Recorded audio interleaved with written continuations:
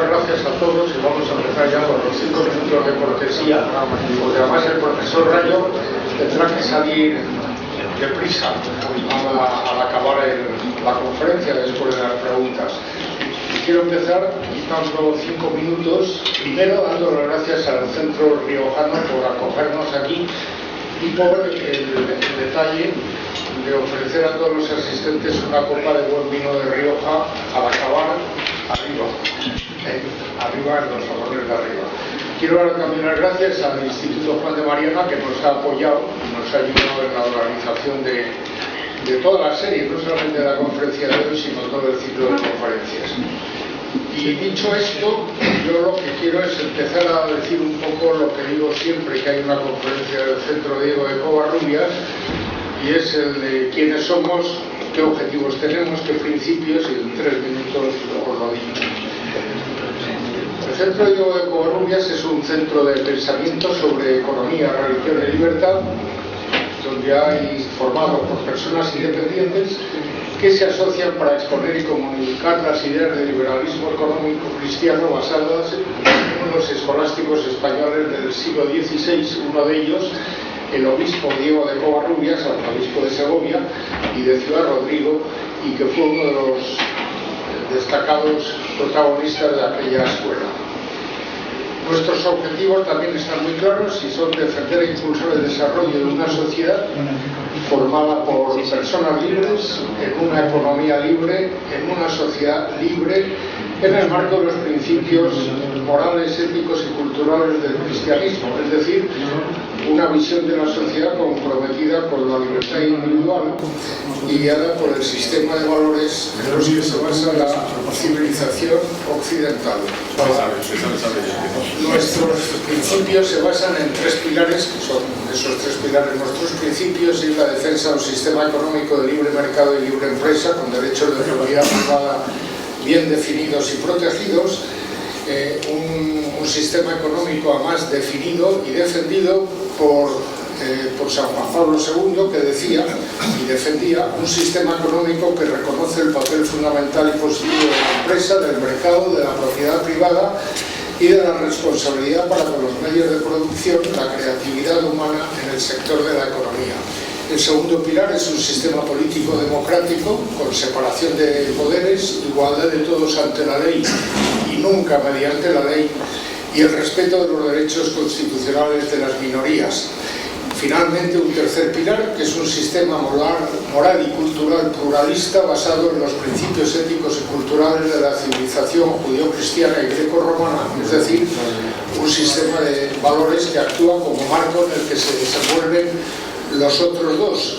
Y es más, también San Juan Pablo II dice: todos aquellos que atacan al sistema de economía de mercado lo que realmente están haciendo es criticar la falta de un sistema de valores, pero no el sistema de economía de mercado en sí.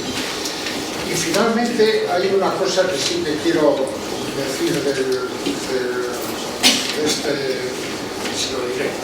de este triple sistema, y es que hubo un ilustre filósofo al que se le dio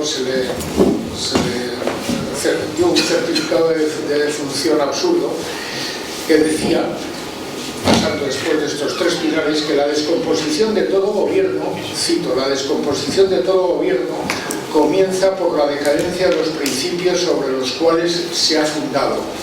Eso lo dijo Montesquieu, y creo que en España en estos momentos es de la máxima actualidad. Bien, esos objetivos los defendemos a través de conferencias, etcétera, y uno de los principios, una de las labores fundamentales de este ciclo de conferencias es contar con figuras de lo más relevantes del mundo de la economía española. En este momento quiero presentar, aunque después de la presentación haré otros breves anuncios, al doctor Rayo, que es doctor en Economía por la Universidad Rey Juan Carlos de Madrid y licenciado en Derecho por la Universidad de Valencia, profesor en el Centro de Estudios SOMA, en el Centro de Estudios ISEAD y en la Universidad Católica de Ávila, Premio Julián Marías 2011, la trayectoria científica en el ámbito de las ciencias sociales para menores de 40 años, Yo diría que en aquella época para menores de 30 años, porque evidentemente era todavía más joven. Es analista económico y director del Instituto Juan de Mariana y colabora con El Economista, Libertad Digital, El Mundo, Razón, Wall Street Journal, autor de numerosos libros que, por cierto, a la salida podrían adquirir, porque la editorial Lid, que también ha tenido el detalle de aportarnos, de apoyar la conferencia, la editorial Lid a la salida está con varios de los libros del profesor Rayo que podrán adquirir. Como ejemplo de esos, pues el Study of the Effects of Employment of Public Aid to Renewable Energy Resources, ese fue en inglés, y de libros como Una crisis, 5 horrores, Crónicas de la gran recesión, El liberalismo no es pecado, aunque mucha gente lo sigue considerando como un gran pecado, Los errores de la vieja economía, un modelo realmente liberal y una alternativa liberal para salir de la crisis. Podría seguir porque el currículum y los escritos en las obras del profesor Rayo son realmente extensos, pero quiero dar, antes de darle la palabra, por si acaso se me olvida al final por las prisas, anunciar dos temas. Primero, el 27 viernes en la radio 4G, cuya el dial no me lo sé de memoria, pero se pone radio 4G, de 4 a 5 de la tarde, pues habrá comentarios y análisis de la conferencia de hoy. Y finalmente el jueves 26, próximo jueves 26, misma hora, mismo sitio, habrá una conferencia del profesor José Ramón Ferrandis con el título de Ayuda Oficial al Desarrollo y Pobreza, un círculo vicioso. Por lo tanto, doy ya la palabra al doctor Rayo. The floor is yours. Muchas gracias, Vicente, muchas gracias al Centro de Covarrubias por la invitación y por felicidades por la organización de esta serie de conferencias. Muchas gracias al Centro Riojano por acogernos y, por supuesto, muchas gracias a todos por estar aquí. Yo antes de empezar también quiero hacer dos anuncios, porque como veis ahí pone director del Instituto Juan de Mariana y codirector del Máster en Economía UFM-OMA, y tengo un anuncio de cada uno de estos centros. Empezando por el de UFM-OMA, mañana tenemos sesión informativa de la tercera edición de este máster que es online, máster que dura un año, 2 días a la semana y bueno, que permite a todo el mundo adquirir desde lo más básico una formación en economía que yo creo que es bastante completa y bastante sólida, tanto para entender el mundo que nos rodea como para seguir profundizando en ella, por ejemplo a través de un doctorado en la Universidad Francisco Marroquín, y para en definitiva dar la batalla de las ideas tan necesaria como es hoy en día. Por tanto, si cualquiera quiere apuntarse, pues mañana mismo, miércoles 18 a las 7, tenemos sesión informativa online, porque el máster es online.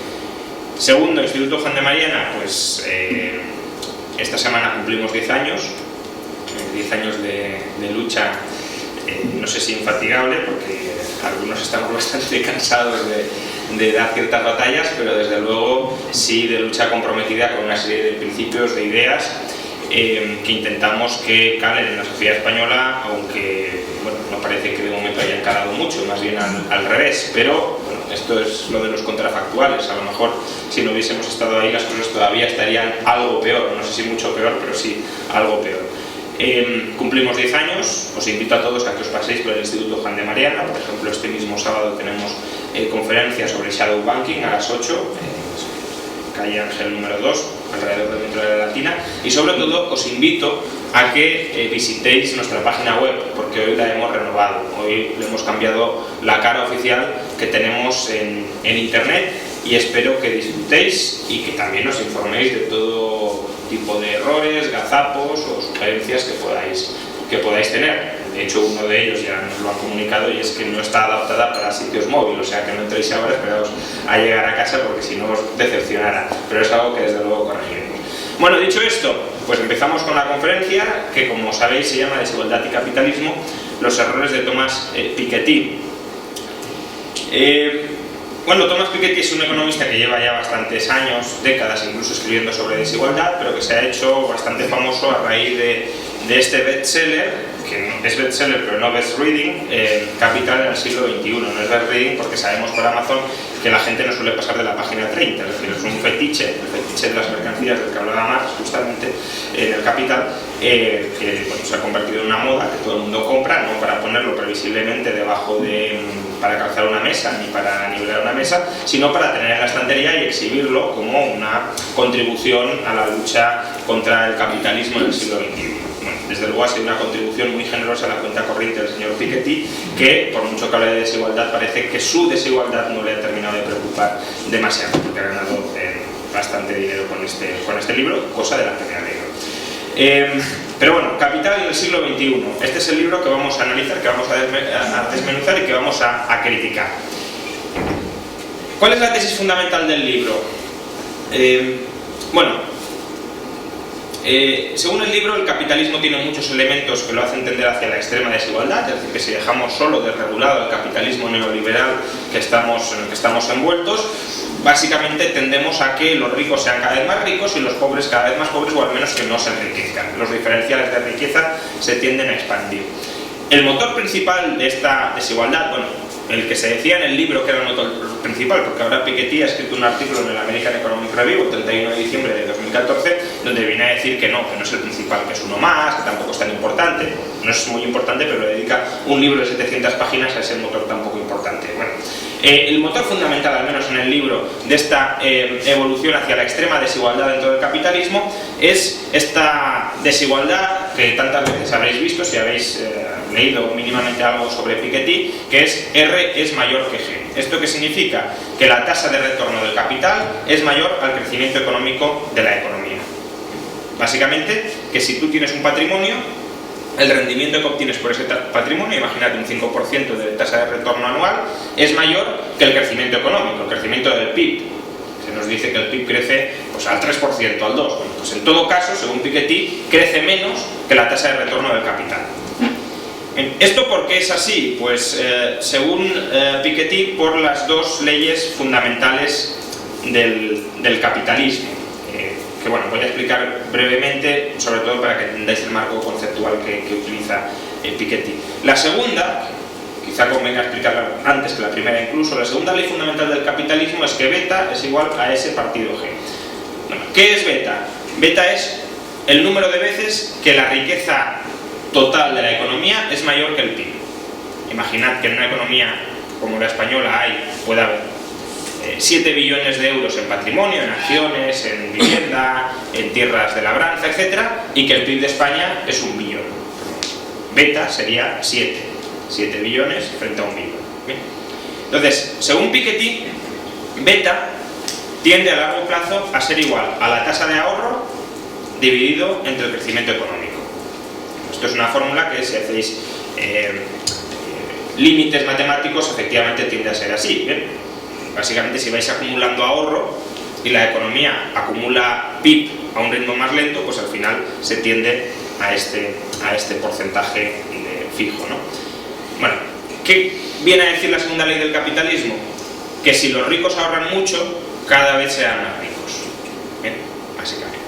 Y luego está la primera ley fundamental del capitalismo, que es ¿qué porcentaje del PIB se lo quedan las rentas del capital? Sabéis que el PIB se puede dividir en rentas del trabajo, lo que nos llega a los trabajadores, y rentas del capital, lo que les llega a los malvados rentistas capitalistas. Entonces, esa parte que les llega a los capitalistas, ¿de qué depende según Piketty? Pues por un lado depende de beta, es decir, cuánto mayor es la riqueza total sobre el PIB, cuanta mayor riqueza total haya sobre el PIB, más les llegará a los capitalistas, y de la tasa de retorno del capital. Es decir, imaginad que la riqueza nacional acumulada es muy grande y que además tiene un retorno muy alto. Eso significaría que casi todo el PIB terminaría en manos de los capitalistas. Y claro, eso a Piketty le preocupa porque dice, claro, es que si los ricos empiezan a ahorrar cada vez más y siguen manteniendo tasas de retorno muy altas sobre su inversión, al final se van a quedar con todo.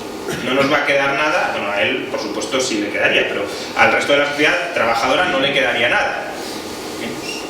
Por poner un ejemplo, imaginad que los capitalistas empiezan percibiendo el 10% del PIB y que el 90% se lo quedan los trabajadores, y que de ese de esos 10 puntos de PIB ahorran 4. 6 se los pulen en cocaína, prostitutas, etcétera, lo que se suele caracterizar en el logo de Wall Street. El 4%, por tanto, lo ahorran. Y tenemos un crecimiento económico del 2%. Por tanto, ahorran 4 puntos del PIB y el PIB crece al 2%. Y su patrimonio, además, les proporciona una tasa de retorno del 5%.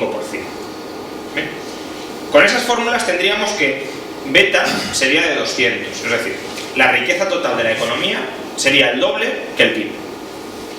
¿Cuánto valdrían las casas, las acciones, los bonos, los planes de pensiones que tienen los capitalistas? 2 veces lo que vale el PIB. Si dividís 0,04 entre 0,02 tendríais esto.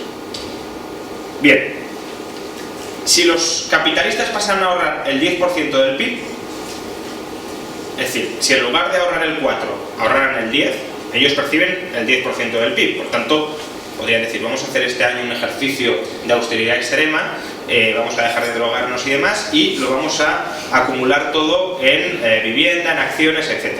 Bueno, si eso fuera así, beta, solo por este aumento del ahorro de los ricos, pasaría del 200% al 500%. Básicamente, claro, si tú metes más monedas en la hucha con el cerdito, pues hay cada vez más monedas en relación con el resto de la economía.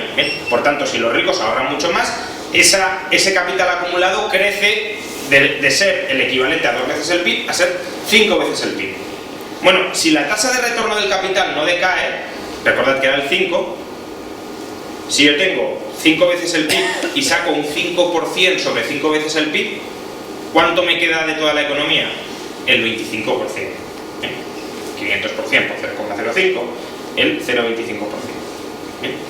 Por tanto, ya hemos pasado, si os fijáis, solo porque los ricos han ahorrado más y han pasado de tener el 10% del PIB al 25%. Y ahora imaginad que siguen siendo austeros y que en lugar de ahorrar el 10, como ganan el 25, ahorran el 25% del PIB. Bueno, pues según Piketty, como cada vez acumulan todavía más capital, compran más acciones, compran más tierra, compran más viviendas, etc., beta pasará a ser no el 500%, pasará a ser el 1250% del PIB. Es decir, toda la riqueza ya será más de 12 veces el PIB de la economía. Y si eso se mantiene, es decir, si todo ese capital lo siguen rentabilizando al 5%, pues ya no se quedarán con el 25% del PIB, sino con el 62,5%. Y claro, imaginad, si siguen ahorrando el 62,5%, pues ya beta se dispara y al final se quedan con el 100% del PIB.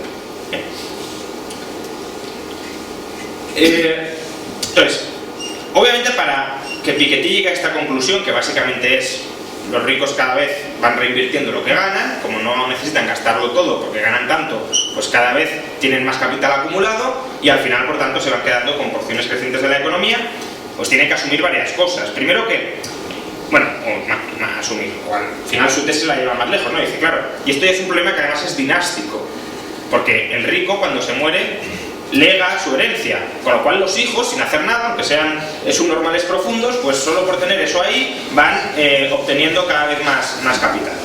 Bien, entonces cuanto más capital se acumula y más se agranda la brecha entre R y G, es decir, cuanto más capital hay y más retorno se obtiene sobre ese capital en relación con el crecimiento económico, más depende la gente, los ricos, de lo que han heredado, de méritos que no son suyos, y menos de lo que ellos puedan hacer en el presente. Imaginad un rico que hereda mucho y que obtiene una tasa de retorno muy alta. Pues aunque ese señor no trabaje, ni haga nada, no contribuye a hacer nada, obtiene un porcentaje enorme de la riqueza nacional, o de la renta nacional, mejor dicho, del PIB, no por méritos actuales, sino porque ha tenido la suerte de heredar algo.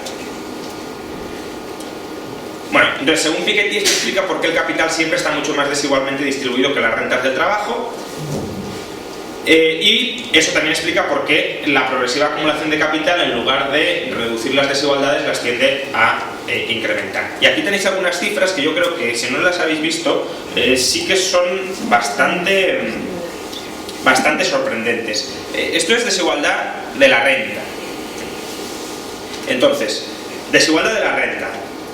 En Europa, ahora mismo, el 10% más rico de la o el 10% con una renta más alta de la población, el top 10%, se queda con el 25% del PIB.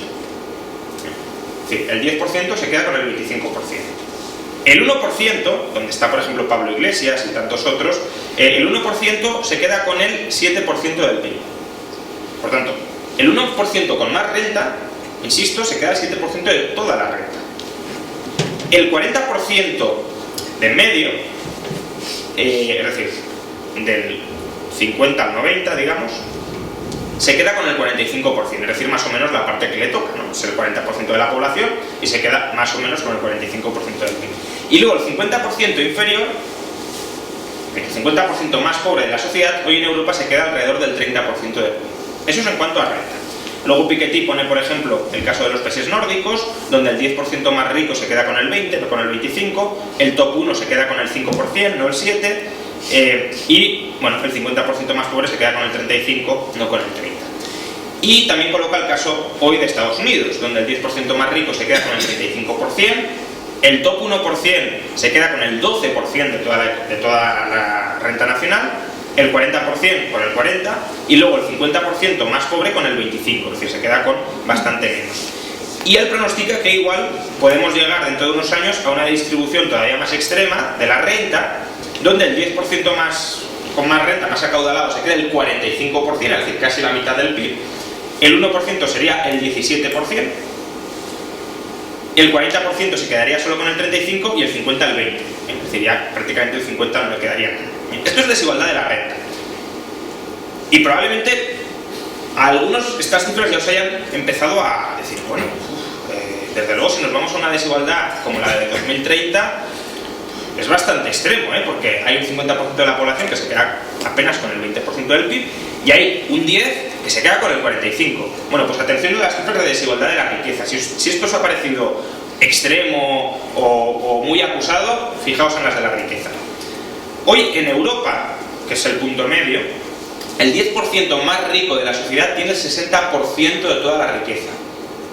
El 1% tiene el 25% de toda la riqueza. 1%, es decir, básicamente unas 460.000 personas en España o 180.000 familias en España manejan el 25% de la riqueza.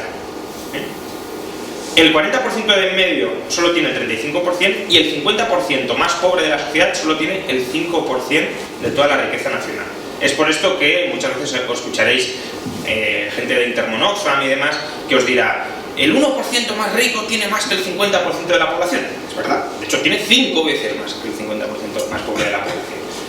Fijaos que no hay grandes cambios ni siquiera en los países nórdicos. En los países nórdicos el 10% más rico maneja el 50%, el 1% más rico el 20%, el 40% de medio el 40% y el 50% más pobre solo el 10%. Y este es el caso de sociedad más igualitaria que ha conocido nunca la sociedad, por tanto, para el mundo. Por tanto, la sociedad más igualitaria que hemos conocido nunca, el 50% más pobre no ha llegado a tener más del 10% de la riqueza nacional. Y ya si nos vamos a Estados Unidos, pues fijaos, el 10% más alto tiene el 70% de toda la riqueza nacional, el 1%, el top 1% tiene el 35% de toda la riqueza nacional, el 40% en medio solo el 25% y el 50% más pobre el 5%. Es decir, esto es lo que Piketty dice, la clase media está desapareciendo porque en Europa el 40% tiene el 35% y en Estados Unidos ya solo el 25%, y mi pronóstico es que en el año 2030 en Estados Unidos el 10% tendrá el 90%, el 1% el 50% y luego ya el 90% restante de la población solo le quedará el 10% de la riqueza nacional. Son cifras que desde luego nos tienen que hacer pensar, y yo creo que el libro de Piketty sirve para pensar, sobre todo, que nos tienen que hacer pensar por qué esto es así, si tiene alguna lógica, si tiene algún sentido, si tiene alguna defensa o no. Porque esto es así. Es decir, esto no son cifras inventadas, esto es así. Y al final lo que dice Piketty es que el capitalismo atenta contra la meritocracia. ¿Por qué? Porque la distribución de la renta, como os decía, no depende de lo que yo haga, sino de lo que yo he heredado. Y por tanto no hay ningún mérito ahí asociado. Y su propuesta pasa por crear un impuesto global sobre la riqueza de hasta el 10% del patrimonio quien entienda un poco de historia sabrá que esto es una auténtica barbaridad. Porque claro, si tú a tu patrimonio le sacas un rendimiento siendo optimista del 4 o del 5 y te meten un impuesto del 10, pues imagínate, más te vale venderlo y olvidarte de él. Para contrarrestar esas tendencias desigualitarias y antimeritocráticas. Bien.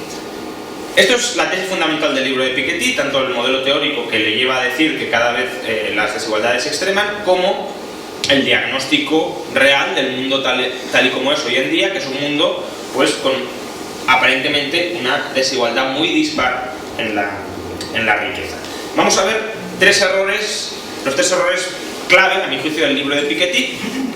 Uno son los errores vinculados al modelo económico, porque el modelo que propone Piketty no sirve para explicar cómo funciona el capitalismo, ni tampoco para explicar las tendencias desigualitarias del capitalismo, si es que las hay. 2.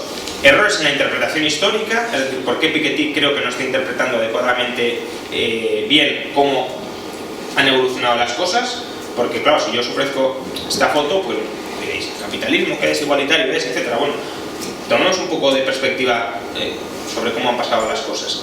Y 3, errores sobre su propuesta económica, porque lo que él propone no es la manera de luchar contra la desigualdad en absoluto. Bien, primero, bueno, antes que eso, porque no lo tengo aquí, pero creo que es importante explicarlo. Como habéis visto ahí, hay dos tipos de desigualdad. Desigualdad de la riqueza y desigualdad de la renta. Hay una tercera, que es desigualdad en el consumo. Entonces, si uno quiere dar la imagen de que las desigualdades son brutales, como hemos visto aquí, obviamente recurrirá a la desigualdad de la riqueza, porque es lo que es más desigualitario. Si uno quiere ser un poco más realista, tomará las desigualdades de la renta, y si uno quisiera ser correcto, tomaría las desigualdades en el consumo. ¿Por qué? Como ahora vamos a ver, la riqueza es una estimación de rentas que pueden llegar en el futuro. Yo la riqueza no me la puedo comer. Amancio Ortega no se come sus locales comerciales de Zara. Amancio Ortega se comerá la renta que generan sus locales comerciales, pero no la riqueza. Entonces, el bienestar desde luego no lo proporciona la riqueza, salvo si queréis un bienestar de estatus, de seguridad, de tranquilidad, por tener un alto patrimonio, pero no te da la satisfacción directa de tus necesidades. ¿Qué te da la satisfacción directa de tus necesidades? Pues como mínimo deberíamos ir a la renta, porque es lo que os digo. Amancio Ortega, si vive bien, vivirá bien por su renta, no por su riqueza. Obviamente tener mucha riqueza te permite acceder a mucha renta, pero lo que hay que, supuestamente, pero lo que hay que medir entonces es la desigualdad de la renta. ¿Bien?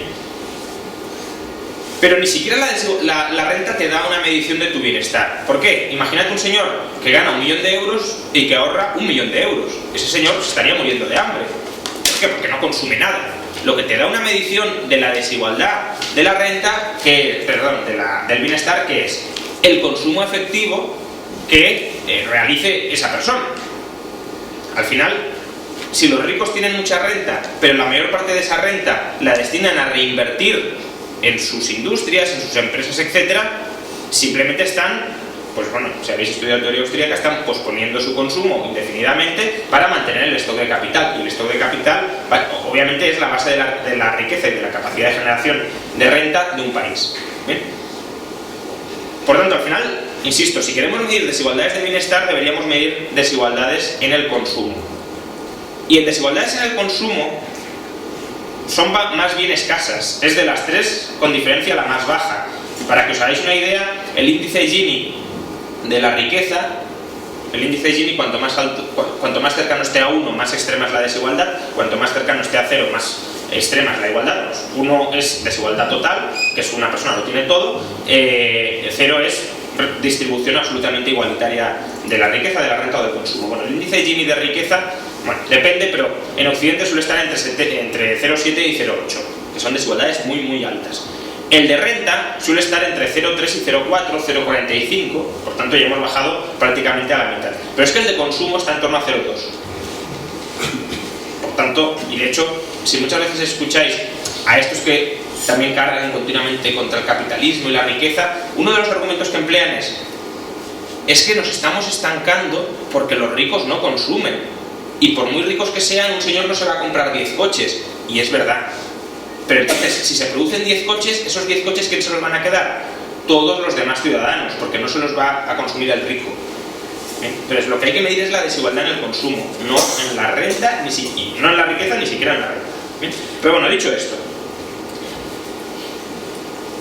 Piketty considera que el valor de la riqueza, es decir, cuando dice ¿cuánta riqueza hay en la sociedad? Bueno, pues él adopta un enfoque que yo llamo backward looking, es decir, mirando al pasado. Dice, los ricos tienen riqueza, tienen patrimonio porque ahorran.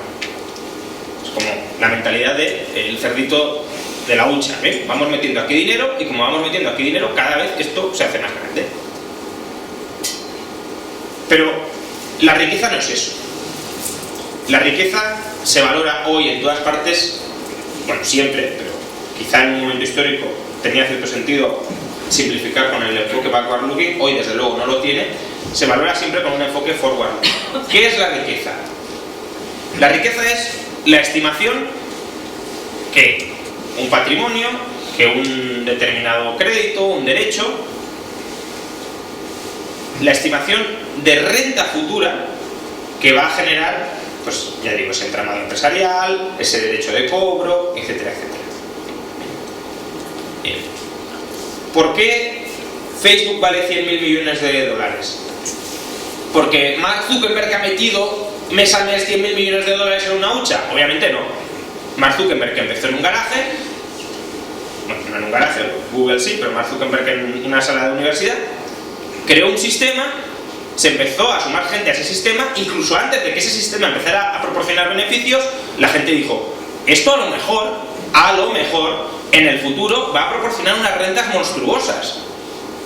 Y como a lo mejor va a proporcionar en el futuro unas rentas monstruosas, lo quiero comprar. Y quiero pagar mucho por él. Al final, por tanto, lo que se están comprando son rentas futuras. No se está comprando nada tangible. La riqueza hoy es riqueza virtual, en el sentido de que son beneficios o ingresos que vamos a tener, se supone, en el futuro. Y valoramos esos beneficios futuros a un precio hoy. Si yo os pregunto, ¿por cuánto os vendo mi promesa de que todos los años durante la próxima década os voy a pagar 1.000 euros? Ese derecho, ¿por cuánto lo valoráis?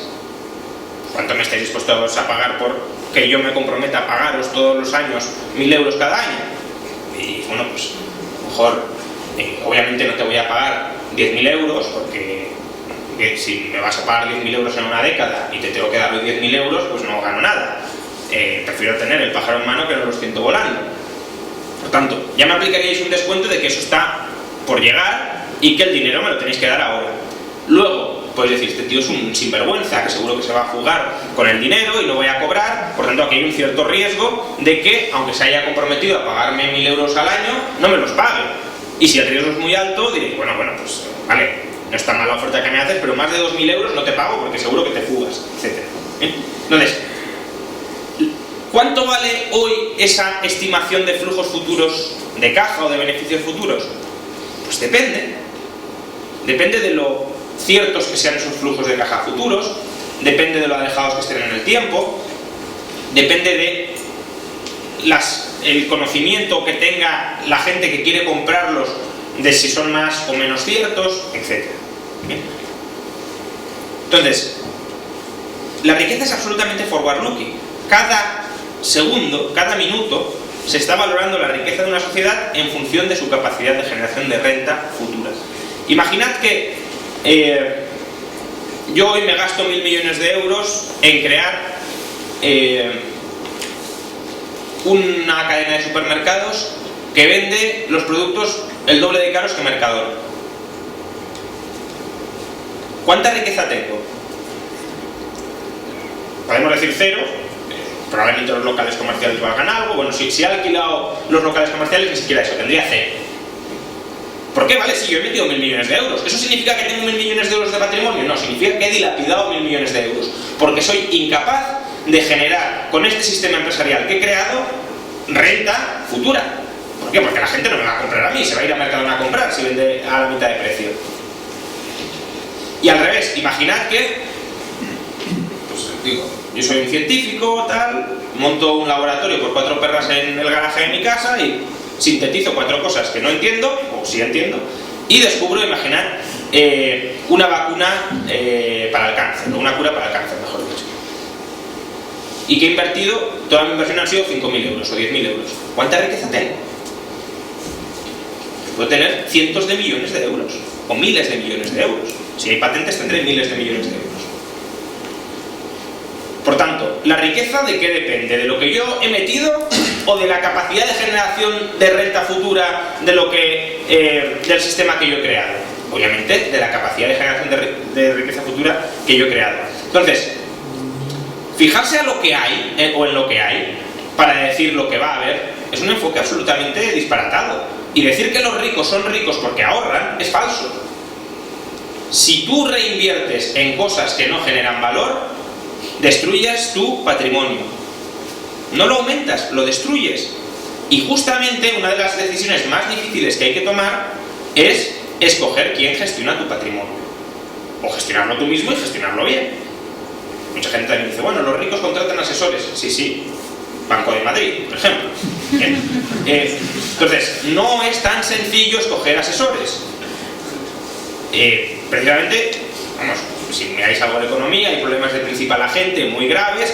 De hecho, otra de las críticas que se dirigen contra el capitalismo, aquí fijaos que hay que criticar el capitalismo por lo que sea. Entonces, si no es por A, por B, por C, aunque se contradigan los motivos. Pues bueno, una de las críticas que se hace al capitalismo es que hay un problema principal agente por el cual los principales, es decir, los que ponen el dinero, son incapaces de controlar a los agentes les timan, les engañan, etc. Bueno, pues entonces no será tan fácil acumular patrimonio incluso contratando a gente brillante, porque será brillante para esta parte también.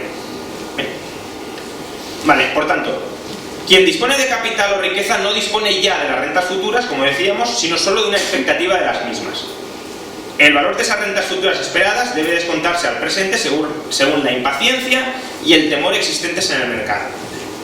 Por tanto, técnicamente, no es que la cantidad de patrimonio y la tasa de retorno determinen qué porcentaje del PIB se llevan los ricos, que eso es lo que dice Piketty. Dice, si hay mucha riqueza acumulada y la tasa de retorno es muy alta, los ricos se llevan mucho del PIB. Es más bien, ¿qué rentas estamos generando? Es decir, ¿qué porcentaje del PIB estamos generando? Porque Amancio Ortega, es decir, el PIB es producción. Entonces la cuestión es, Inditex, del PIB español, ¿cuánto produce? Imaginad que produce el 1%. Pues bueno, Alfa es el 1%. Inditex no genera el 1% porque tenga mucha riqueza acumulada y la tasa de retorno de la economía española sea el 5%. Eso no tiene ningún sentido económico. Inditex tiene una estructura empresarial que produce bienes y servicios que compra la gente y como son valiosos, los sigue produciendo. Entonces, ¿cuántos produce cada año? Pues el equivalente, imaginad, no es así, al 1% del PIB. Bien, pues teniendo esas rentas y descontando tanto esas rentas como las futuras que esperamos, ¿y cuál es el factor por el que descontamos las rentas? El tipo de interés, la rentabilidad del capital. ¿Bien? Pues bien, con esos dos elementos es con los que calculamos beta. Bien, la variable dependiente es beta, no es alfa. La variable dependiente es cuánto vale la riqueza que tenemos, no qué porcentaje del PIB nos quedamos. Según el porcentaje del PIB que tú produzcas y cuál sea el tipo de interés de la economía, tendrás una determinada acumulación patrimonial. No es que con una determinada acumulación patrimonial y un tipo de interés exógeno que te viene dado, no sabes de dónde, generas o te quedas con un porcentaje del PIB. Bien, por tanto, esto es un error teórico bastante grave. Y además, hay que tener en cuenta que cuantos más activos maneje una persona, más difícil es seguir rentabilizándolos por encima de la media. ¿Por qué? Porque al final, si habéis estudiado Value Investing, por ejemplo, tenéis una área de competencia, un circuito de competencia, una esfera de competencia, y no salgáis de ella. Es decir, vosotros manejáis, imaginad que sois muy buenos empresarios textiles. Bueno, pues sabréis muy bien cómo funciona el sector textil, y ahí dentro si seréis capaces de reinvertir a altas tasas de retorno, etc. Pero imaginad que os queréis ir a la industria petrolera. Bueno, tengo aquí mucho dinero, voy a ver si diversifico hacia la industria petrolera. No tenéis ni idea de cómo funciona la industria petrolera. Y probablemente lo terminéis dilapidando. Entonces, cuanto más queráis abarcar, cuanto más conocimiento más heterogéneo y más complejo que no tengáis incorporado ya queráis abarcar, más difícil os va a ser obtener tasas de retorno. Más bien empezaréis a dilapidar vuestro capital. Por tanto, no existe ningún automatismo en la conservación de la riqueza. Si un patrimonio deja de generar valor para el consumidor, se deprecia por entero. No es yo tengo dinero y se rentabiliza solo. Es que no funciona así. Y vamos, lo único que os tenéis que plantear es, si mañana conseguís 1 millón de euros, ¿en qué lo invertís? Si tan fácil es, ahorrarse, ¿qué haríais con 1 millón de euros? ¿Lo meteríais en el banco? Bueno, pues de entrada ya os quedaríais sin retorno. Y probablemente, como haya corralitos o quitas, etcétera, probablemente lo perderíais. ¿Lo meteríais en bolsa ahora mismo? Pues mucho ánimo para recuperarlo con respecto a algunos precios actuales. ¿Lo meteríais en renta fija, que está pagando casi un 0% de retorno? ¿Lo meteríais en inmuebles? Bueno, a lo mejor ahora no es mala oportunidad de inmuebles, pero es que tampoco proporcionan una rentabilidad especialmente alta. Y desde luego, si lo hubieseis metido en 2007, suerte con rentabilizarlo. Por tanto, tampoco es tan fácil tener mucho dinero y conseguir retorno. El retorno hoy en día se consigue creando empresas. Con 1 millón de euros, ¿alguien de vosotros es capaz de crear una empresa que me pueda decir que va a generar muchos beneficios durante mucho tiempo en el futuro? Nadie. Ni siquiera Amancio Ortega lo puede decir. ¿Amancio Ortega Inditex va a existir dentro de 30 años? No lo sabemos. ¿Mercadona va a existir dentro de 30 años? No lo sabemos. Y estamos hablando de sectores con bastante poca, digamos, innovación o con bastante estabilidad, previsibilidad, etcétera. Si ya nos vamos al sector de la informática, ¿Facebook va a existir en 10 años? ¿Google va a existir en 10 años? ¿Hace 10 años existía Facebook? No. ¿Dentro de 10 años va a existir Facebook? No lo sabemos. No es sencillo rentabilizar el patrimonio. De hecho, Rothschild,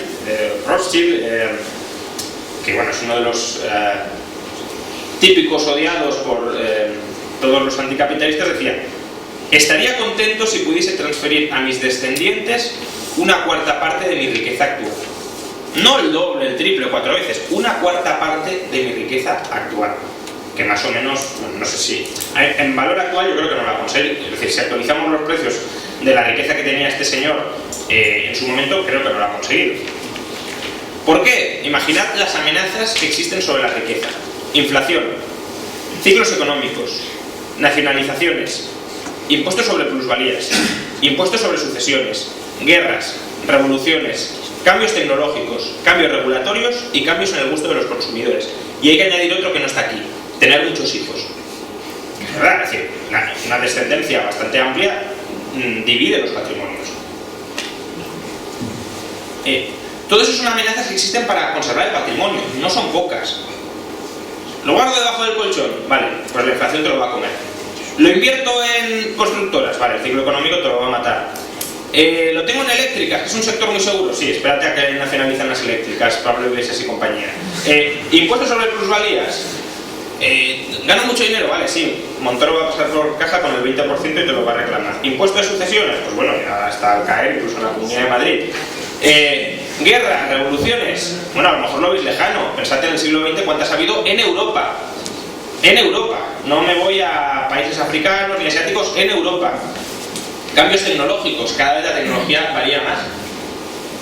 Podéis a lo mejor montar un sector que sea muy conservador. Imaginad que en los años 90 decís: bueno, voy a montar un sector de videoclubs porque esto, la gente querrá ver vídeos, películas, etcétera, y esto va a ser muy estable. Bueno, hoy ya no existen videoclubs. En apenas 20 años. Y esto es un cambio que se va acelerando cada vez más.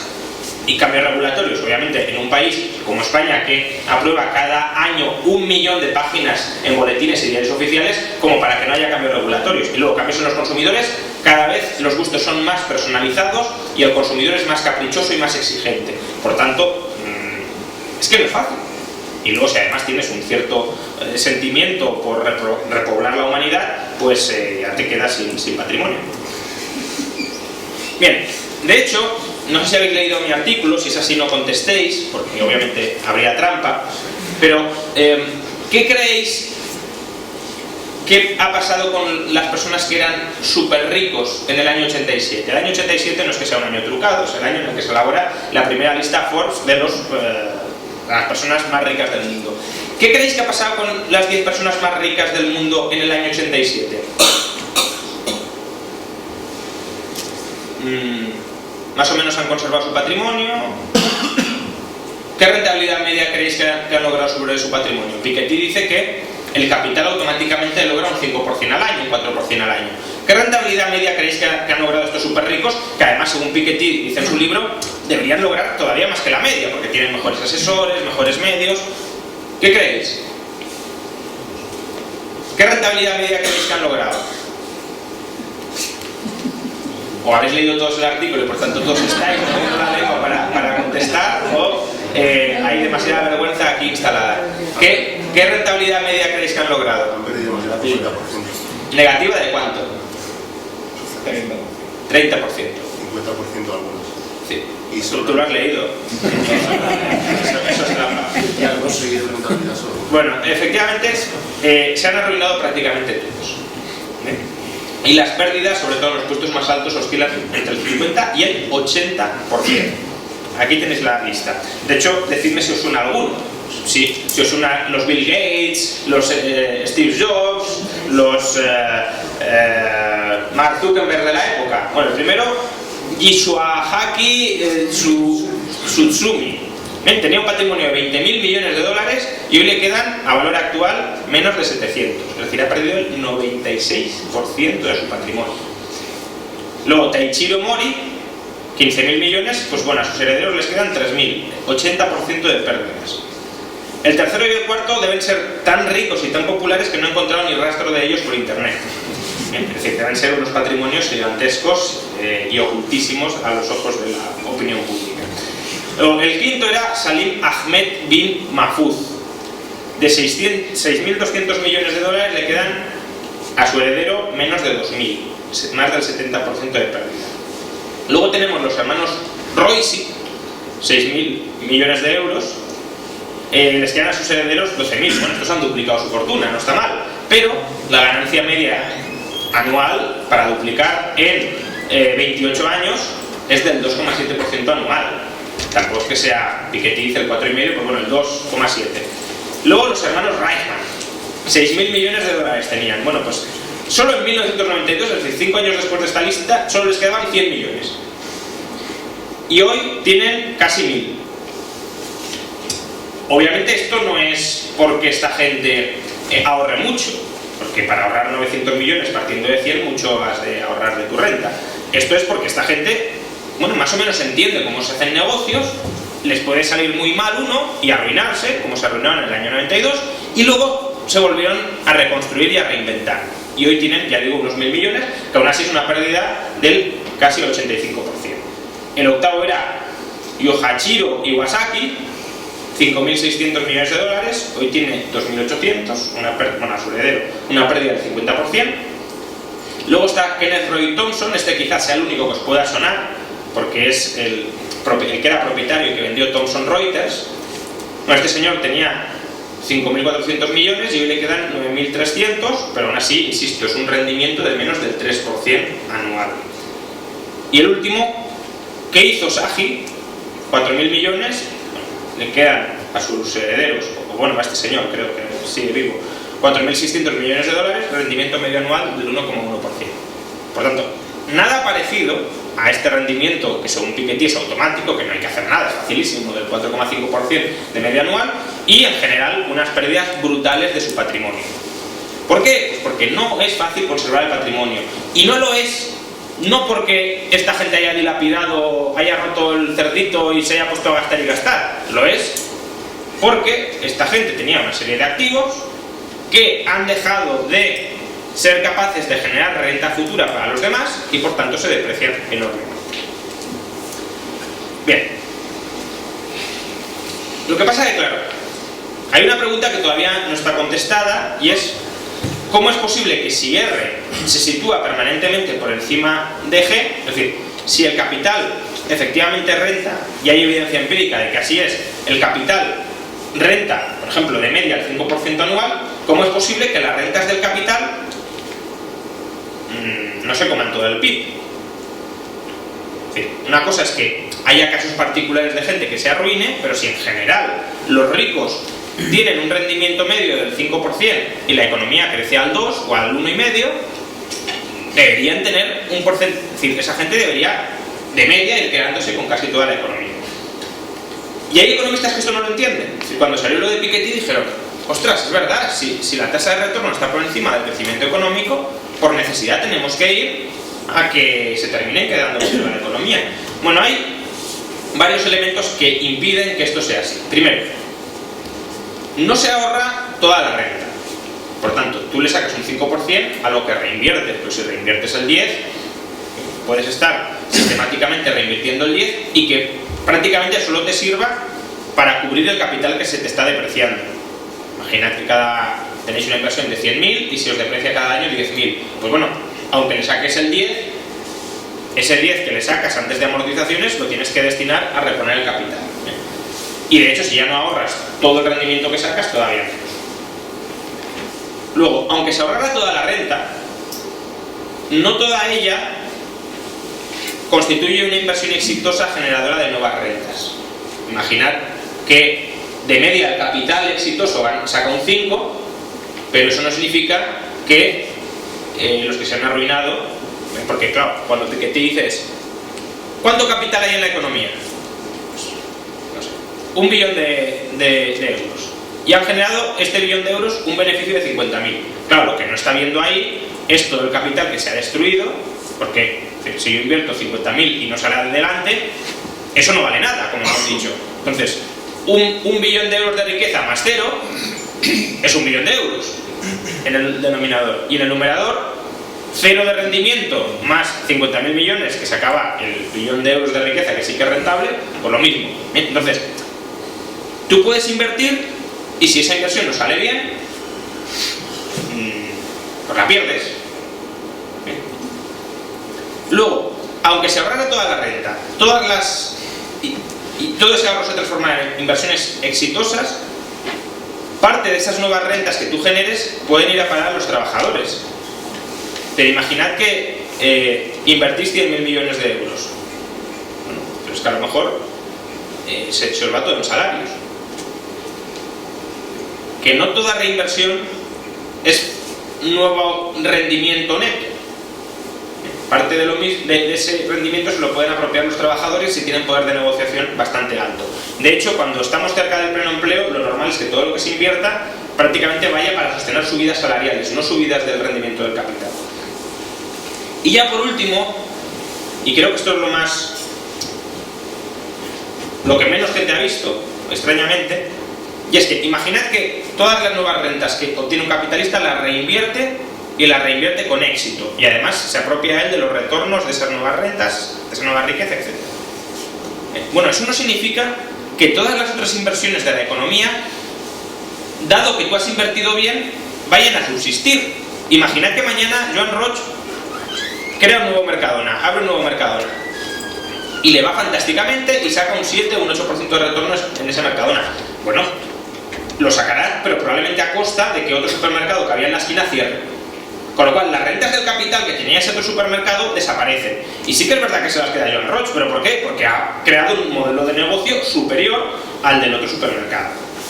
Por tanto, en la medida en que no todo nuevo capital es nuevo capital añadido netamente sobre el stock anterior, sino que hay una destrucción del capital previo por, bueno, la destrucción creativa schumpeteriana o la sustitutividad del capital, eso puede impedir que, aunque sistemáticamente R esté por encima de G, si hay una diferencia que se destruye también sistemáticamente, puede ser una situación de equilibrio. Bien, y de hecho lo es, o puede ser, de equilibrio dinámico.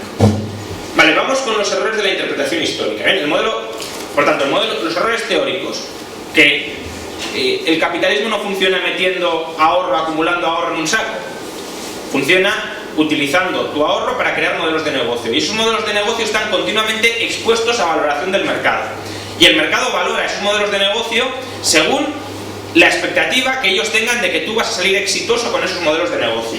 Si vas a ser muy exitoso, al margen de lo que hayas invertido, puedes haber invertido muy poco y ser muy exitoso, puedes haber invertido muchísimo y no ser nada exitoso, te darán un valor u otro. Kodak de la noche a la mañana puede pasar de valer un dineral a valer cero, por estar quebrada, aunque históricamente haya invertido y reinvertido una enorme cantidad de capital. Una empresa puede nacer en un garaje, no invertir casi nada y valer muchísimo también de la noche a la mañana. Bien. Por tanto, no se funciona así. Es decir, lo que se funciona es, yo genero rentas y en función de las expectativas de las rentas que voy a generar, están dispuestos a comprarme esas rentas más caras o más baratas.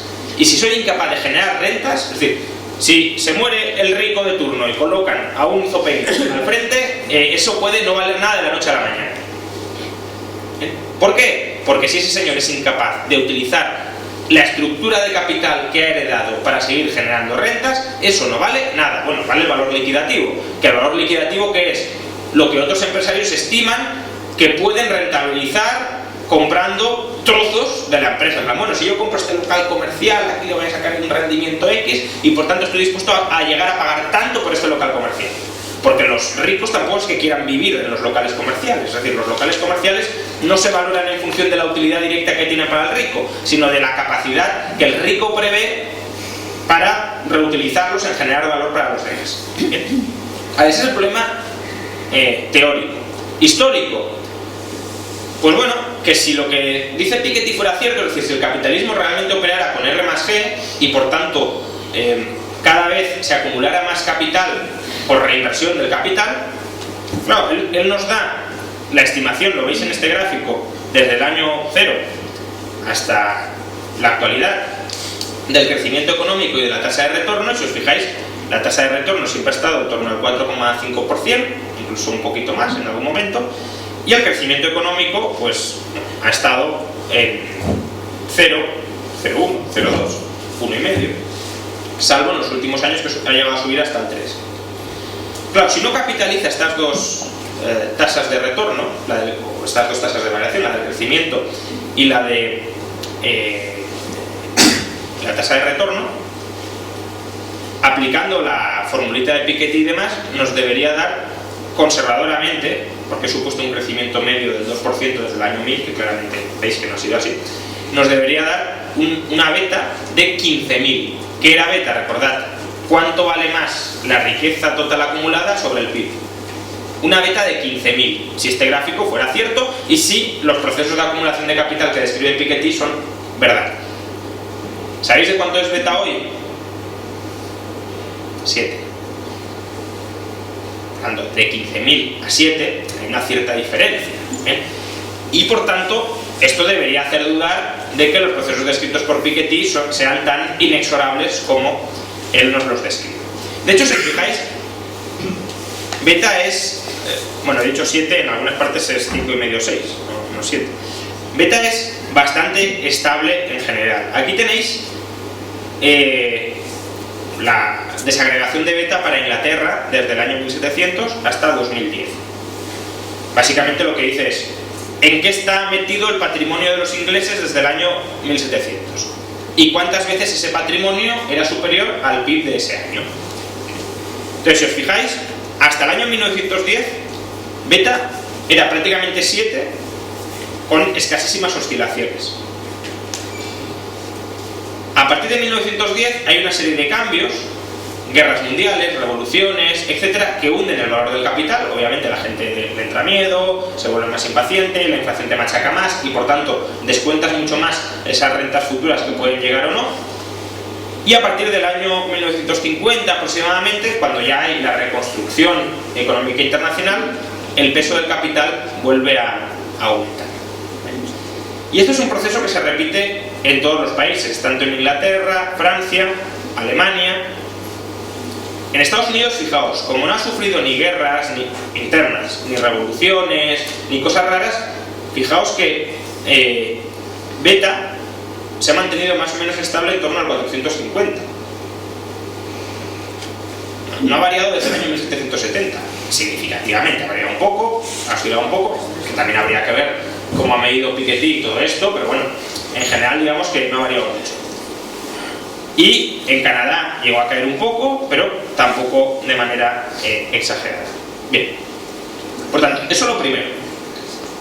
Es decir, históricamente beta no ha tendido a expandirse ni a 10, ni a 20, ni a 30, ni a 40, ni a 50, ni mucho menos a 15.000. Es decir, el capital no ha ido aumentando de valor muy por encima del PIB, sino que se ha estabilizado en torno al 700%, 600, 700%. Pero quiero que os fijéis en otra cosa de estos gráficos. Quiero que os fijéis en la composición del capital, porque creo que esto es uno de los cambios verdaderamente significativos. Primero, desde el año 1700 al 1910, ¿veis una franja negra que se hunde? Bueno, eso es el valor de las tierras de labranza.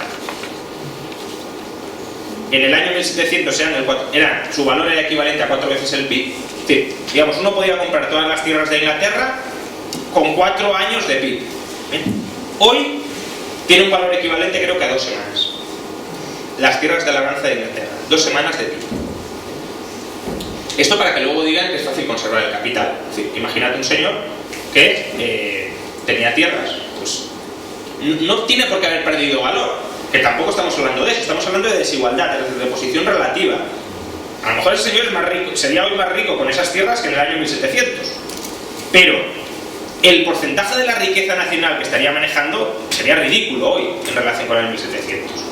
Por tanto, no es fácil mantener tu posición relativa en la distribución de la riqueza. Y luego, la otra franja importante, que es la de arriba, así un gris más oscuro, esto es, básicamente, vendría a ser el valor de las empresas. Entonces, aquí no se aprecian grandes cambios, pero sí que creo que hay un cambio muy importante en la composición de la estructura empresarial que conviene tener en cuenta. Y es, hasta la revolución industrial, el modelo de negocio prototípico era el gremio. El gremio era un monopolio regulatoriamente concedido. ¿Qué quiero decir con esto? Que muchas de nuestras intuiciones sobre la riqueza son intuiciones adaptadas a la era preindustrial y predigital, por supuesto. Entonces, en la era preindustrial, ¿cuáles eran las dos grandes fuentes de riqueza que había acumuladas? La tierra y tener un privilegio gubernamental. Entonces, en esa era, la idea de que si yo heredo sin hacer nada gano dinero sí tenía cierto sentido, porque cuando toda la producción tiene que pasar por la tierra y cuando además tú tienes una prebenda gubernamental, pues ya lo tienes todo. Y por tanto la intuición de los ricos son ricos porque han tenido suerte, porque no se lo han ganado, porque son hijos de papá, sí que tenía cierto sentido. Y el enfoque de valoración que ofrece Piketty sí tiene sentido para la era preindustrial, el enfoque backward-looking. Si yo voy comprando gremios, si voy comprando tierras, pues cada vez tengo más parte de ese stock fijo de riqueza y tengo más renta. Pero hoy eso no sirve para nada, porque hoy los modelos de negocio van variando continuamente. Tú puedes tener una empresa maravillosa y a la semana no tener nada, y lo mismo con las tierras de labranza, que ya no valen nada, y como mucho lo que nos quedaría es, si lo queréis, el suelo urbanizable, que vendría a ser la nueva tierra, la nueva renta de la tierra, tener un piso en el centro de Madrid, etc. Pero es que incluso ahí, obviamente los cambios son mucho más lentos, pero tampoco os creéis que es tan fácil conservar el valor inmobiliario. Fijaos en Detroit. Detroit obviamente es un caso extremo, pero ¿quién os dice a vosotros que, pensad en barrios de Madrid que hace 30 años eran marginales y hoy son barrios de primer nivel, y lo mismo puede pasar al revés? Se te empieza a instalar gente indeseable y te hunde en el barrio. Por tanto, no es tan fácil, ni siquiera ahí, la parte quizá que sea más segura, más previsible de la riqueza, que es la riqueza inmobiliaria, ni siquiera ahí es fácil conservar. Y esta es una tendencia que se reproduce en todo el mundo. Fijaos la tierra de labranza en todo el mundo, cómo pierde valor y cómo lo va ganando tanto las acciones o las empresas, teniendo en cuenta el cambio de estructura empresarial que ha habido y sobre todo la riqueza inmobiliaria. Vale, entonces, lo que os decía, se ha transitado de formas de capital muy simples, cuyo valor era muy fácilmente transferible. Yo te puedo transferir el valor porque no está contenido en mi conocimiento ni en mi habilidad para transformar eso en renta, sino en tener un monopolio, básicamente, a formas de capital complejas, inversión inmobiliaria y, sobre todo, negocios en régimen de competencia. La concentración de riqueza en términos históricos se ha reducido debido a la emergencia de las clases medias. Frase de Piketty, textual: que no haya ninguna, pongo ahí innovación, no, que no haya ninguna confusión. El crecimiento de la clase media patrimonial ha sido la principal transformación estructural de la distribución de la riqueza en los países desarrollados durante el siglo XX. El principal cambio estructural en la distribución de la riqueza ha sido que la clase media en el siglo XIX no tenía nada y hoy ya tiene un patrimonio. Otra frase textual: la gente joven nacida en los 70 y en los 80 ya están experimentando en cierta medida el importante papel que la herencia está volviendo a jugar en sus vidas y en las vidas de sus amigos.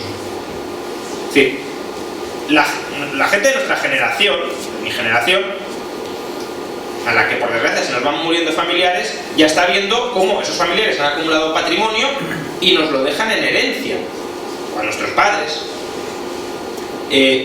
No somos súper ricos, somos clase media que ha ahorrado y ha capitalizado en cierta medida ese ahorro a lo largo de toda su vida. Y la posibilidad de que nos lo transfieran nos permite que también mantengamos nuestra posición patrimonial y la vayamos engrandeciendo.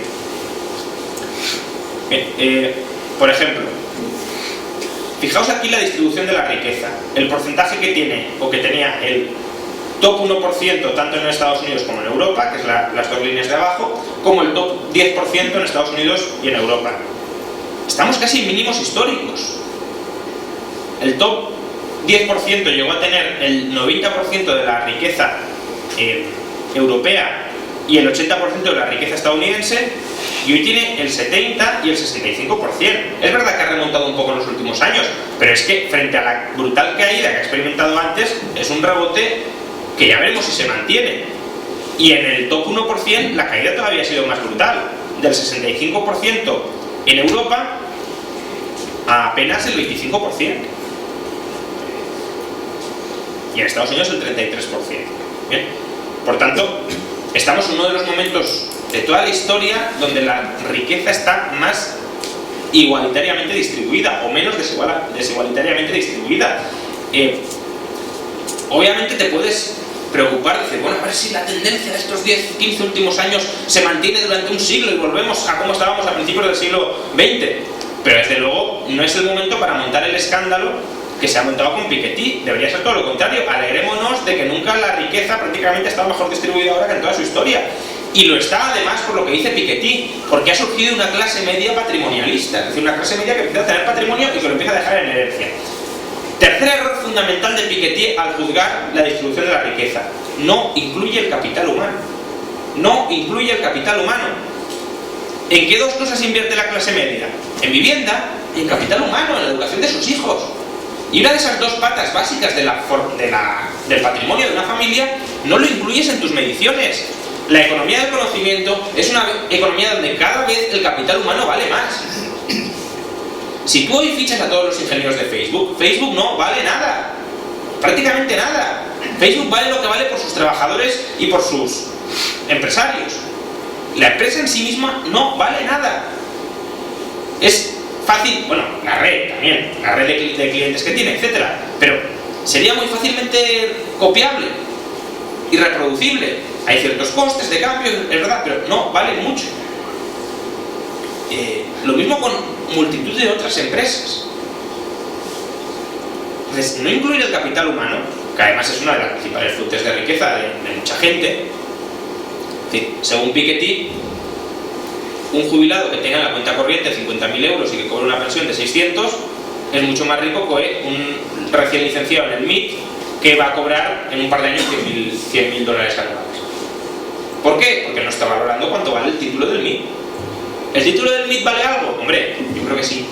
Por eso la gente se gasta a lo mejor 200.000 euros en conseguirlo. Se endeuda en 200.000 para nada, no, para algo, porque es fuente de renta muy cuantiosa. ¿Y cómo no estamos estimando esa fuente de renta futura como riqueza presente? Es verdad que es difícil de estimar, yo no digo que sea fácil, pero hombre, si intentas hacer una estimación de la riqueza total de una economía y no incluyes una de las principales magnitudes de la riqueza actual, que es el capital humano, estás sesgando enormemente el análisis. Porque además fijaos que el capital humano sí es algo que está mucho más igualitariamente distribuido. ¿Por qué? Porque un rico no puede tener 50 licenciaturas, ni puede trabajar 80 horas al día exprimiendo todos los conocimientos que tiene. Entonces, yo lo he intentado estimar a través de diferenciales salariales. Es decir, te vas a cuánta gente tiene un título en Estados Unidos y cada título cuánto vale de media, entendiendo el valor como el valor descontado también por tramos de edad entre el salario medio en Estados Unidos, el salario de la gente sin título en Estados Unidos con los distintos títulos: educación superior, educación secundaria superior, educación universitaria o doctorado. Bueno, si estimamos esto, tenemos que el capital, o sea, la riqueza del top 1%, la concentración cae del 33 al 22. Es decir, un tercio de la concentración actual de la riqueza se explica tan solo porque Piketty no incluye el capital humano en sus cálculos. Y esto va a ir a más. Esto no es una tendencia que se haya dado ahora y que en el futuro cambie. Esto va a ir cada vez a más. Y además Piketty tampoco incluye otro elemento básico, que es los servicios estatales. Un jubilado también tiene un derecho de cobro futuro, de una pensión. Imagina que ese jubilado, en lugar de estar metido en el sistema público de seguridad social, hubiese capitalizado su pensión como en Chile y tuviese un fondo de pensiones, un patrimonio ahí metido y cobrará todos los meses de ese patrimonio. Pues eso sí estaría en el cálculo de Piketty. Ahora, si el esquema lo proporciona el Estado, que no nos gustará, sabemos que es mucho más ruinoso, etcétera, pero bueno, está ahí. Y decir que un jubilado no tiene fuentes de renta y que no tiene nada, pues bueno, imaginar la diferencia entre un jubilado en España y un jubilado en Zimbabue. Pues obviamente aquí tiene garantizado, tiene garantizado una pensión, una sanidad, y todo eso es riqueza. ¿Por qué? Porque tiene derecho a recibir esas fuentes de renta, que insisto, la legitimidad de todo eso va al margen. Lo que digo es que lo tiene, y no incluirlo en el análisis también es sesgar, porque si además tú al final lo que estás haciendo es: no, voy a incrementar el tamaño del Estado para combatir la desigualdad, y luego toda la influencia que tiene el tamaño del Estado para paliar la desigualdad la cuentas, pues claro, siempre vas a decir: no, hace falta aumentar más el tamaño del Estado porque la gente sigue siendo desigual. Y además hay otro problema en la interpretación histórica, que afortunadamente ya lo ha admitido él mismo en el American Economic Review, y es que 2/3 del aumento de la desigualdad desde los años 80 son por rentas salariales. Es decir, se tira el hombre 300 o 400 páginas explicando el modelo de la desigualdad por el capital, que si reinvertimos automáticamente la renta que obtenemos, cada vez los ricos son más ricos y los pobres más pobres, y resulta que 2/3 de la desigualdad es porque hay gente que cobra más en su puesto de trabajo. Los CEOs, toda esta gente, pero que no es por patrimonio, es por salario. Si lo queréis por capital humano, pero es que no estás incluyendo el capital humano. Entonces, tu modelo, ¿qué termina explicando? Él mismo ha reconocido ahora que su modelo no explica la mayor parte de la desigualdad, que solo explica cómo se amplifica o cómo se magnifica la desigualdad previamente dada, pero no cómo la genera. Entonces, bueno, pues es un modelo. Para que os fijéis la diferencia, esto es un dato del propio Piketty. En el año 29, la principal fuente de renta para el top 1% era el capital. Hoy ya solo lo es el capital, la principal fuente de renta para el top 0,01%. Los que van antes, su principal fuente de renta es el salario, no son rentas de capital. Criticar así con tanta hazaña las rentas de capital, cuando al final el problema, entre comillas, lo tienes en las rentas del trabajo, no tienes en. Y ya vamos terminando, porque ya... Sí.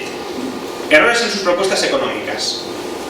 Bueno, Piketty desea un impuesto global sobre la riqueza de entre el 2 y el 10%. La finalidad de este impuesto no es distribuir las riquezas, porque la recaudación es muy baja. Cita textual: el impuesto que propongo no pretende reemplazar todos los otros impuestos existentes.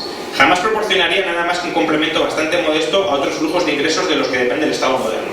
Unos pocos puntos del PIB, 3 o 4 como mucho. Además recaudaría menos de 3 o 4 puntos, porque claro, El capital, insisto, son expectativas de renta futura. Tú no puedes cobrar la renta futura porque no existe. Montoro todavía no ha descubierto la manera, aunque supongo que lo estará intentando. Entonces, tú puedes cobrar la renta presente. Puedes decir, del PIB me quedo con el 100% del PIB. Me lo quedo todo lo que se ha producido este año me lo quedo. Pero lo que no puedes hacer es lo que se va a producir el año que viene me lo quedo ahora. Porque no existe. Bien, entonces, si tú lo que haces es, no, me voy a quedar con la riqueza. ¿Cómo te puedes quedar con la riqueza? Pues al final, si la riqueza está en grandes empresas, por ejemplo, en que Apple vale mucho, en que Google vale mucho, ¿cómo te quedas con la riqueza? ¿Nacionalizando estas empresas? Vale, imaginad que nacionalizamos las empresas. Que decimos, vamos a distribuir el 30% del capital de las acciones de Apple entre todos los estadounidenses. Y los estadounidenses dicen, bueno, pues vamos a quitar a este señor, a Tim Cook, etcétera, y los vamos a poner a otro. Vamos a poner a un funcionario público. ¿Cuánto valor de Apple creéis que subsiste a la semana siguiente? Nada. Entonces, o casi nada, vamos, siempre que digo nada, obviamente no es nada, pero es muy poco. Entonces, el Estado no lo tiene tan fácil para expropiar la riqueza. Por eso no lo hace, claro. No lo tiene tan... No es por reparos morales ni nada parecido, no lo tiene tan fácil porque la riqueza, como os digo, es rentas futuras esperadas, rentas virtuales. Y si tú te cargas a quienes son capaces de generarlas, no las tienes y no las vas a generar. Por eso al final lo que puedes cobrar es lo que ya se ha generado una parte, pero no te puedes quedar con esa expectativa futura. Entonces, claro, esto de no, vamos a poner un impuesto de la riqueza del 10%, ¿vale? Es decir, una empresa gana el 5% y le vas a cobrar el 10%. ¿Cómo te va a pagar el otro 5%? Endeudándose. ¿Y sistemáticamente se va a endeudar? Pues entonces la quiebras. ¿Cómo te la va a pagar? ¿Emitiendo acciones? Pues entonces la estás nacionalizando. El ejemplo que suelo poner, que creo que es bastante ilustrativo, es decir, imaginad que una caña de pescar va a generar a lo largo de las próximas semanas 1000 peces, ¿no? Yo la utilizo y puedo pescar 1000 peces. Y decimos, bueno, pues esta caña tiene un valor equivalente a 1000 peces. Bien, yo puedo, cuando tenga los 1000 peces, obviamente los puedo distribuir, se los puedo robar al señor y los puedo distribuir. Lo que no puedo hacer es decir, no, todavía no los ha pescado, los va a pescar y por eso la caña tiene un valor de 1000 peces, corto la caña en 10 trozos y ya tenemos 100 peces cada uno. Obviamente eso no lo puedo hacer. Hasta que no está la renta no la puedo distribuir. Y la riqueza en sí misma no es renta. Si yo le doy a un señor un trozo de caña, no come. Y luego además, como os digo, la finalidad no es financiar al Estado para que gaste en educación, etcétera, sino que simplemente es lograr la desigualdad o lograr reducir la desigualdad destruyendo al rico. Piketty lo tilda de el rentista es un enemigo de la democracia. Fijaos lo que dice, el propósito principal del impuesto sobre el capital no es financiar el Estado social, sino regular el capitalismo. El primer objetivo es detener la creciente desigualdad de la riqueza y el segundo establecer una regulación efectiva al sistema financiero y bancario que nos permita evitar las crisis. Él no quiere reducir la desigualdad haciendo más rico al pobre, quiere reducirla haciendo más pobre al rico. Y esto en filosofía tiene, es una falacia lógica que se llama la objeción de la nivelación hacia abajo. Que tú no puedes pretender buscar la desigualdad empobreciendo al rico. O al rico o al hábil. Es decir, no tiene sentido que yo compita con Cristiano Ronaldo partiéndole una pierna a Cristiano Ronaldo y decir, no, somos más igualitarios. Es decir, como mucho, podremos crear gimnasios, campos de fútbol para que la gente juegue al fútbol y a ver si consigue ser tan buen jugador como los otros, pero no cargándote a los otros. O en un certamen de belleza que vamos a tirar ácido a la cara a los más guapos para igualarlos con los más feos. Obviamente no, como mucho pagaremos operaciones de cirugía estética, etcétera, pero no lo otro. Bien, y eso es lo que pretende Piketty. Y aparte, bueno, ya sabemos que las crisis no las provoca la desigualdad, sino que las provocan los bancos centrales, pero bueno, no me voy a extender en esto. Y, por último, la desigualdad no se combate con impuestos progresivos. Fijaos en este gráfico. En este gráfico tenéis representados en el eje horizontal los países que tienen una fiscalidad menos progresiva y los que tienen una fiscalidad más progresiva. Y en el eje de ordenadas tenéis los que son más igualitarios y los menos igualitarios. Bueno, fijaos, los países nórdicos son los países que tienen una fiscalidad menos progresiva y los que son más igualitarios. Y luego tenéis a Estados Unidos, que es el país con la fiscalidad más progresiva, en contra de todas las leyendas urbanas que existen, es el país que tiene una fiscalidad más progresiva, Entre otras cosas porque no tiene impuesto federal sobre el consumo, que es la principal fuente de progresividad o regresividad del sistema, y también el más desigualitario. Y además, España está entre los menos igualitarios y los más progresivos también, y Grecia también. En cambio, los nórdicos, como lo basan todo en impuestos indirectos, impuestos especiales, etc., y luego sí que es verdad que en los directos hay cierta progresividad, pero es que las rentas bajas también pagan mucho. Es que en Estados Unidos las rentas bajas casi no pagan nada de impuestos, y en España tampoco. De hecho, ahora Rajoy ha dicho que las rentas de menos de 12.000 no van a pagar IRPF. Pero claro, luego tienes desigualdad creciente. ¿Por qué? Porque la desigualdad se reduce permitiendo que las rentas bajas se capitalicen, es decir, que accedan al capital financiero y al capital humano. Los países nórdicos han logrado esa tendencia a la igualdad como haciendo que el Estado regule y controle ese ritmo de capitalización. Por ejemplo, construyendo buenas escuelas, buena educación. En el caso de Noruega, por ejemplo, constituyendo un fondo público, un fondo soberano con la riqueza nacional de petróleo, etc. Los liberales tenemos otra alternativa, que es la revolución liberal, es decir, darle ese dinero a la gente, que esa gente se capitalice, liberalizar la educación para que haya buenas ofertas educativas muy variadas, de mucha calidad y a muy bajo precio, y que por tanto se pueda acceder a ese capital humano o a ese capital financiero también con mucha facilidad. Pero las dos vías económicamente son legítimas. A mí, moralmente o éticamente, solo me lo parece la segunda, y además más efectiva que la primera. Pero es que además, y ya termino con esto, si el análisis de Piketty fuera cierto, es decir, si la rentabilidad del capital fuera mayor que el crecimiento económico, la propuesta económica más lógica, ¿cuál creéis que sería? No el impuesto sobre el capital, eso ya os lo digo. ¿Cuál sería la política económica que deberíamos adoptar mañana mismo si Piketty tuviera razón? ¿A alguien se le ocurre? Las pensiones, ¿no? Privatizar el sistema público de pensiones. ¿Por qué? Pues porque si lo que estás diciendo es que esto se rentabiliza solo, pues pongamos el ahorro de los trabajadores a las pensiones privadas, que se va a rentabilizar solo. Es decir, ¿por qué vamos a ser tan egoístas que solo los que ya tengan riqueza van a poder beneficiarse de este maravilloso sistema que es el capitalismo, según el cual R está sistemáticamente mayor que G? Permitamos que las clases proletarias también se capitalicen. Pero fijaos lo que dice Piketty aquí. A la hora de comparar los méritos del sistema de reparto y del sistema de capitalización, hay que tener en cuenta que el retorno del capital resulta extremadamente volátil. Sería muy arriesgado invertir todos los ahorros para la jubilación en los mercados financieros globales. El hecho de que R sea mayor que G como media no significa que eso sea cierto para toda inversión individual. Es decir, que a la hora de la verdad no es tan fácil, que crear riqueza no es tan sencillo, no viene dado, sino que cuesta mucho y ser heredero no te garantiza prosperar. Por tanto, conclusión: mal modelo económico, no entiende adecuadamente la relación entre capital y renta, mala interpretación histórica, no entiende la emergencia, o no la entiende del todo, la emergencia de la clase media desde el siglo XVIII y el cambio en las formas de transmisión de riqueza desde modelos muy simples de capital a modelos muy complejos, y malas recomendaciones políticas. Sí entiende que los impuestos sobre el capital sirven para destruir riqueza, pero no le importa, sino que es lo que busca. Muchas gracias.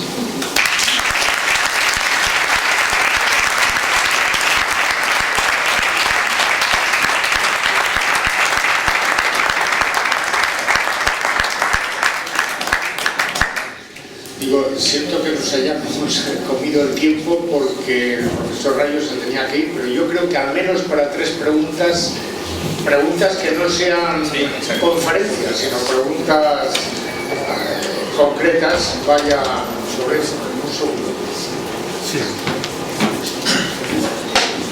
Sí. A ver, ahí. ¿Dónde? Ahí. Hola. Bueno, muy buena charla, muy clara. Mi pregunta es la siguiente. Me parecen persuasivos los argumentos de que el modelo de Piketty pueda fallar con los números que ha señalado. La pregunta que veo es si en el fondo no es una crítica a las conclusiones del modelo cuantitativas, si se quiere, y sin embargo deja intactas sus conclusiones cualitativas. Y básicamente, más que al futuro, porque parece persuasivo, ¿no?, que no va a producirse esta explosión autocatalítica que se va a disparar las rentas, pero fíjate en un hecho que pasaste, yo creo, un poco de puntillas, que es la tendencia a la desigualdad a partir de los años 70. Y yo creo que en el fondo es el núcleo del libro, ¿no?, de Piketty, que dice sí que hemos mejorado en materia de igualdad con respecto a lo que fue el siglo XIX. Tú lo has dicho, él también lo dice, él también lo señala. Y yo creo que la preocupación que expresa es que a partir de los años 70 se está revirtiendo esa tendencia. Pero si tú incluyes... Solo por concluir, la pregunta que me hago es si, aunque el modelo falle en sus aspectos de detalle, como suelen fallar los modelos económicos, y sea objeto de todas estas críticas y pueda ser refinado, en el fondo, cualitativamente, no queda, queda un poco el pozo de que pueda estar explicándose o que esa creciente desigualdad que se está observando a partir del año 70. Sí, si tú incluyes el capital humano, crece la desigualdad. Bueno, tú nos has dicho que crece, no sé si crece, tú has dicho que estáticamente, si incluyes el capital humano, la fotografía te sale mejor en cuanto a desigualdad. Lo que no sé es dinámicamente si va a crecer más o va a crecer menos al incluir el capital humano. Supongo que depende de cómo se comporte ese capital humano. No tenemos efectivamente la estimación de toda la serie, pero mi apuesta es que no en absoluto. Y creo que hay un dato que es bastante claro. Los países del mundo con una distribución de la riqueza más desigualitaria son los países nórdicos. El país del mundo con una distribución de la riqueza más desigualitaria es Dinamarca. Y en cambio Dinamarca es el país con una distribución de la renta más igualitario. ¿Por qué? Pues porque obviamente si tú en el capital no cuentas una de las principales fuentes de renta, que es el capital humano, pues tienes una distribución muy desigualitaria de todo lo que no es capital humano. Si lo incluyes, al final la desigualdad del capital tendría que ser la misma que la distribución de la desigualdad de la renta. Por tanto, mi apuesta es que no. Eso no significa que en el futuro... Tu apuesta es que no se va a seguir ampliando... Que no ha aumentado la desigualdad. Que no ha aumentado la desigualdad desde los años 70 si tú incluyes capital humano. Porque además cada vez mucha más gente ha ido accediendo a un título educativo y esos títulos educativos han sido siendo cada vez más valiosos. Lo cual no significa que en el futuro no pueda aumentar. Obviamente si cada vez se revalorizan más los conocimientos de ciertas personas frente a otras, podrías tener una desigualdad. Pero ahí no es una desigualdad no meritocrática como la que dice Piketty, tú generas una mayor cantidad de riqueza o de renta y por tanto renta es igual a producción. Tú has producido más, ganas más. De hecho, había una enmienda a la totalidad mayor a hacer, que es la enmienda a la desigualdad, como si fuera un mal necesariamente. Y la desigualdad no es un mal necesariamente. Si lo que tienes es que los que están en la parte de abajo cada vez viven mejor, pues no le veo ningún problema. Entonces, mi apuesta puede ser que quizá el capitalismo te lleve a niveles de desigualdad crecientes, sobre todo si, insisto, siempre que hay momentos de transición económica, los que salen bien, pues salen muy bien, y los que no se adaptan salen muy mal. Y hasta que eso se estabiliza y, digamos, el equilibrio revierte a la media, pues tienes desigualdades crecientes. Entonces, ahora estamos, yo creo que en un momento de transición económica muy fuerte y puede haber crecimientos de la desigualdad. Pero eso no significa que la gente vaya a vivir peor. Ahí sí, mi apuesta es que va a vivir mucho mejor, aunque se lleve un porcentaje menor de la renta. Una cosa, tú dices que Dinamarca tiene desigualdad en riqueza y igualdad en renta. Sí. ¿Dónde podría ver esos datos o cómo? Bueno, los datos de desigualdad de la renta creo que los puedes encontrar en cualquier parte. El Gini de renta lo tienes no, claro, muy extendido. El Gini de riqueza lo tienes en el informe que presentó Credit Suisse hace unos meses, que es el que replicó el informe Oxfam de hace unos meses que tanto revuelo. ¿Y cuál es el link o más o menos? Bueno, si tú pones Credit Suisse Wealth Report, ahí te sale. Es en el que se basó Oxfam para decir los ricos son cada vez más ricos. Y bueno, pues mírate los datos de la distribución de la riqueza, el Gini de riqueza que calcula Oxfam para todos estos países, todos los países del mundo, y lo verás. Y lo que te encuentras es países muy igualitarios en riqueza, pues Uganda, India, Zimbabue, etc.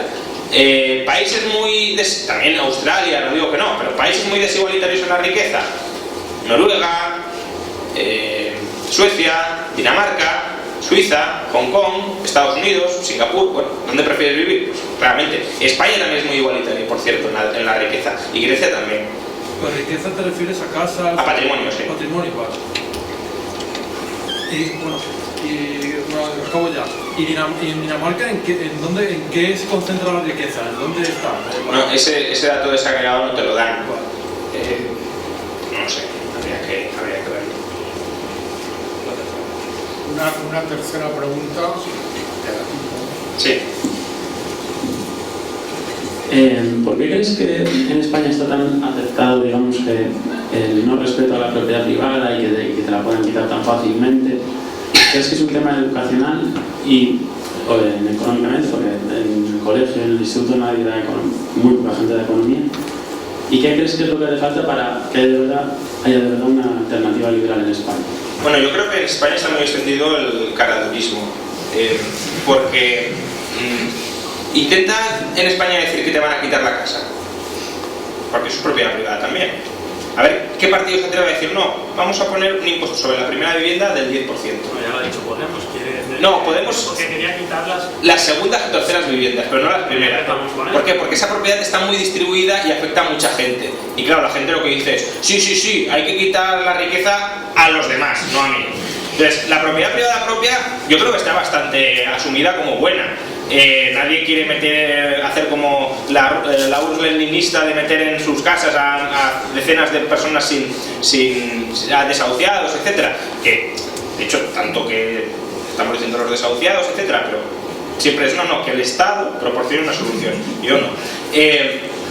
Bueno, pues la propiedad privada propia está bastante bien, creo yo, en España. El problema es que hay una percepción de que el rico es siempre el vecino y por tanto el vecino, claro, tiene que contribuir mucho. Y de hecho, si el vecino contribuye mucho, yo me puedo plantear contribuir algo, pero que es un cálculo utilitarista, es yo espero recibir 10, pero al otro que le quite, pago 1 y recibo 10, por tanto salgo como solidario porque estoy pagando el 1, pero luego me dan los 10. Gente que quiera pagar netamente más impuestos en España, yo creo que no hay mucha. Es toda una pose para ver si me cae algo de los demás. Pero bueno, por desgracia es una cosa muy extendida, también en parte porque se le está diciendo a la gente los ricos no pagan, si pagaran viviría en el jardín del Edén, etcétera, etcétera. Y lo que hace falta, pues por un lado obviamente es desmontar toda esa narrativa, esa narración podemita que se ha apoderado de todos los partidos políticos al final, y luego también tratar de lograr una cierta regeneración de valores, porque obviamente al margen de todo, una sociedad que admite esto como sano, esta estrategia, esta impostura como sana, de, bueno, si yo puedo conseguir 10 del Estado, pues voy a pagar 2, porque así disimulo, es una sociedad moralmente enferma. Es decir, no, que paguen los ricos porque son los que tienen y que me den a mí. Pues tú has de entender, que la gente debería entender que hay una serie de valores de respeto a la otra persona que por el hecho de ser rica no tiene que ser tu esclavo. Y por tanto, hasta que no logremos transmitir esa base ética mucho más extendida, esa base de respeto a las personas, que por suerte sí existe, por ejemplo en cuanto a minorías religiosas, minorías culturales, lingüísticas, si mañana saliera algún café y dijera vamos a prohibir el catalán en España, pues creo que en general, bueno, algunos sí lo apoyarían, pero que sería una minoría quien lo apoyara. ¿Por qué? Porque se entendería, ¿no? Es que las minorías tienen derechos, las tenemos que respetar, no las podemos manejar, no las podemos homogeneizar, aunque sería más cómodo que pudiésemos ir todos a Cataluña y hablaran perfectamente el idioma castellano y no escucháramos nunca por la calle catalán, que no lo entendemos y a lo mejor nos están criticando y demás, aunque sería más cómodo todo eso, entendemos que tienen derecho a hablar lo que ellos quieran. Pero en cambio no entendemos lo mismo, todavía no, y espero que en el futuro sí empecemos a entenderlo, que una persona por el hecho de tener riqueza no significa que te la tenga que dar a ti. Sobre todo si la ha adquirido legítimamente, ha de poder disfrutarla legítimamente. Y otra cuestión es que digamos que para que una sociedad florezca moralmente, también es necesario que pues, los propios ricos asuman un cierto papel de responsabilidad social y todo esto, es decir, que no se encierren en sí mismos, pero todo eso ya es una cuestión de regeneración moral de esa gente, no de obligarles y de robarles la propiedad. Si usted quiere no salir de su habitación, como ciertos japoneses, pues no salga de su habitación, pero entienda que es un comportamiento pues psicopático, socialmente disfuncional, bien, pero es su decisión y usted está en su libertad de hacer eso si usted quiere. La ética del respeto a los derechos va mucho antes que la ética del buen vivir, como yo quiero llevar una vida plena, integrada en sociedad. Primero respetemos los derechos y luego promovamos actitudes más socialmente responsables y educativas.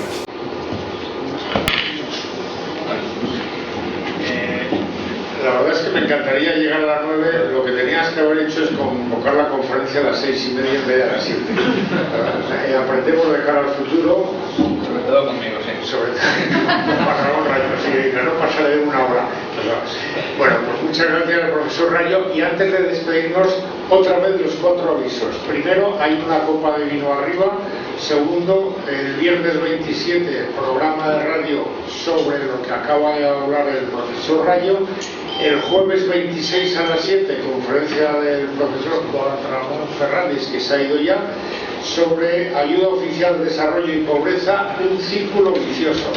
Y finalmente, a la salida, la editorial LID tiene a su disposición en venta los libros, varios libros del profesor Rayo. Pues muchas gracias y hasta la próxima.